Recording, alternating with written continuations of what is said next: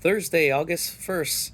Hello, everyone. Brian here, and I'm coming to you with an August update. And I'm standing in our informal patio garden and starting here because I always forget to show you what's growing on here. We have a bunch of edamame that I never got around to picking, so we're going to save these as seeds now. And this is also known as soybean. This is our best crop ever. So we have some more over here as well. And then we also have a vining plant. This is a Shantae melon. This is a musk melon. They get about softball size, super concentrated in both flavor and sweetness. And then when they're ripe, they're nice and soft. It's good texture. We have a dahlia here. This is I think it's Eveline. And then our carnivorous plants are over here.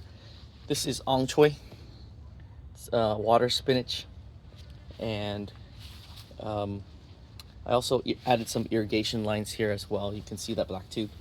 This is a nice ornamental plant, and also if you take the blossoms, you can make a tea with it. This is a cranberry, or not cranberry, a mahogany hibiscus plant, and I call it poor man's maple, Japanese maple, because the Japanese maple trees are quite expensive and they have the same look. They grow from seed and they grow faster, so you get that look real quick.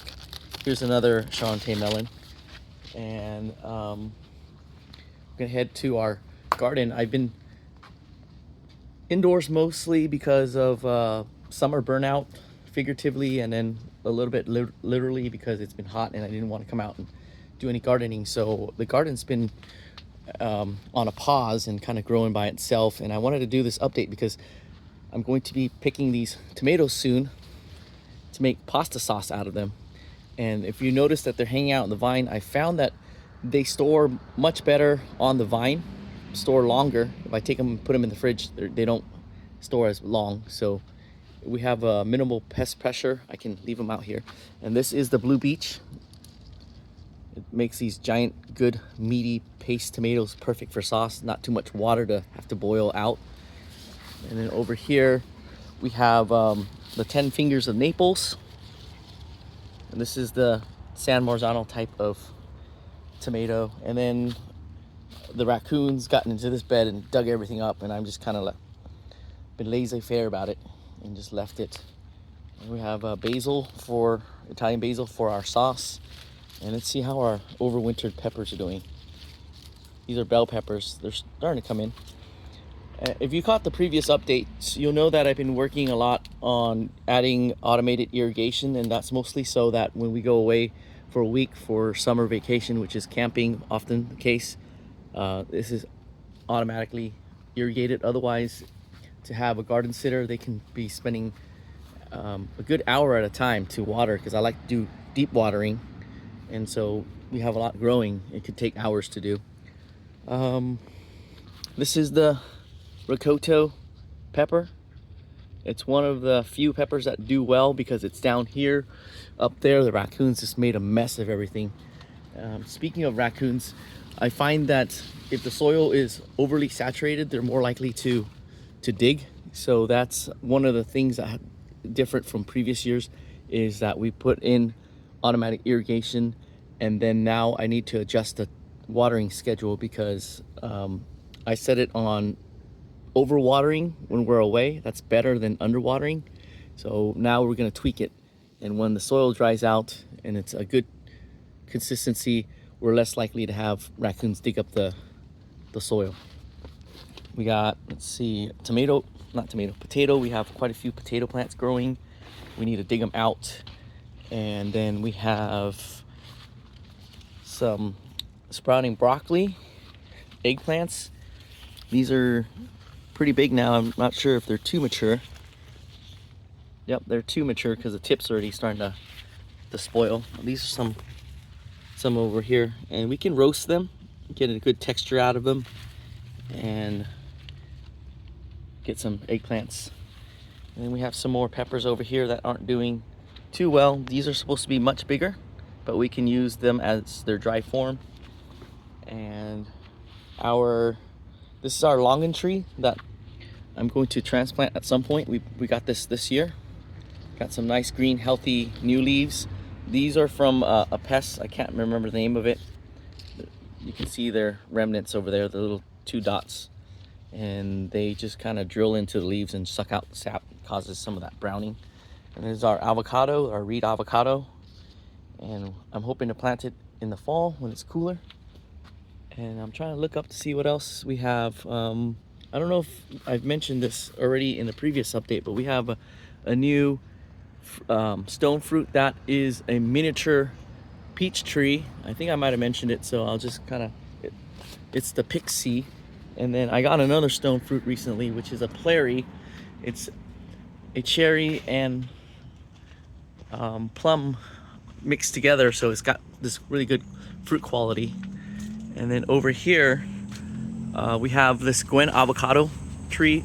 It's not very tall, and it started to set fruit, and I allowed for a couple of fruit to set. I didn't want it to spend too much energy growing the fruit, but I'm also wanting to get some avocado, and I think it's big enough to set at least one fruit. And I see here one has stuck, and then there should be another one on here somewhere if it didn't already drop it. And then we have some more things growing up here, like the not cauliflower, the broccoli. So we grow those as side shoot broccolis. And then I added another ordered another set of the green stalk growing towers, and I find that they're less of an appliance. So appliance is something that you kind of fill with soil and then you set it and forget it, it'll grow by itself. It's less of an appliance but more of a tool. So with a tool, if you kind of understand how it works and put in some effort, over time you don't need to put the effort, but then it behaves more like an appliance.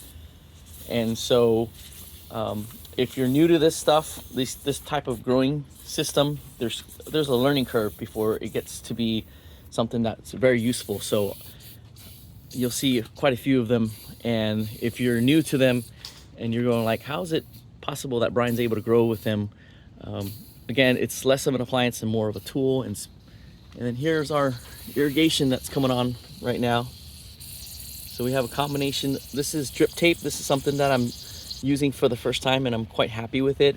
I got inspiration from the big farms. They use that, so I like to see what they're up to and how can I scale it down and use what they use for our growing area. So a lot of our things are scaled down versions of big farms, and then just reimagining how they use it to where it's very effective for us. And then this is I also got some yuzu spikes here. So one of the nice things about a yuzu tree is they make these really spiky branches and bramble. I like to collect them and use them to protect our growing area. Something's been coming in here and digging out. You can see some of the remnant soil. They've been digging out the soil, and again, that's because it's very moist, and it signals to them that there's a lot of probably earthworms and grubs to dig out, so they come here and explore. So we need to, again, adjust the watering schedule for this area. I just threw these strawberry plants here before going on vacation to ensure that those pots get watered, so we're gonna move those around. And then I want to take you to the side yard over here where we have a kombucha squash growing, and it's right here, and it's a particular type. I think it's called a Tetsu something bacha, and it's supposed to be really tasty. I think it's mixed with a butternut squash or something. I was very curious because I saw a farmer grow this because there's demand for it because it's got a higher quality taste to it, so they would get a better price, and I wanted to see for myself. I haven't harvested yet, so I don't know. And then the other thing I want to take you to is over here. This is a Santa Rosa plum. We're closer to the street now, so please pardon the street traffic. So this is a Santa Rosa plum. I'm trying to find where we have one somewhere, and it's significant because not too far away from the Santa Rosa is this plairy tree that I recently purchased. It's on clearance because the stone fruit is often grown as a bare root plant, And so the nursery will put them in a pot, and then they'll charge a higher price for it because it's in a pot. But we're at the end of the season and they need to clear it out, so I got 30% off of this. It's a sweet treat plairy. And this is, I'm gonna pause for the traffic to go by and the plane. So this is something that I got to try at the market. So they call it other names in the market, but with the way it looks, it has a brighter red color, closer to cherry.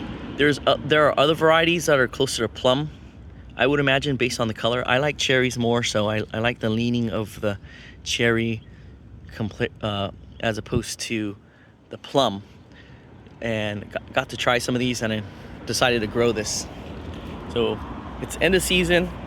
It's been sitting at the nursery. The plant's not as green and lush, but these stone fruit trees are like weeds. If there's a root system, it's still alive. When we put it in the ground, it should grow nice and healthy. And I found one that's pretty short, so I don't need to top it off. So my plan is to let this wood here, this older wood here, stay. It will become fruiting wood next year, and then the following year I'll probably prune it so it's shorter. And then here is a Fuji apple right next to it. Yeah, we planted it pretty close, and right now you can see the sun. So this is a very strategic spot. We got the sunlight in the morning, and then we got sunlight overhead, and then in the evening we'll get sun. So this plant will get a good amount of energy that it needs to produce good fruit for us. And let me head out to the front. Here's another kabocha plant or fruit, squash. Let me head out to the front. I haven't been doing too much gardening, as I mentioned, in the front, so the front is kind of like in stasis mode. This is our sweet corn. I never got around to harvesting all of it. So these are just going to be chicken snacks now. I've been pulling them off. And my intention was actually to parboil and freeze them up as cut corn, which we did last year, but never got around to it.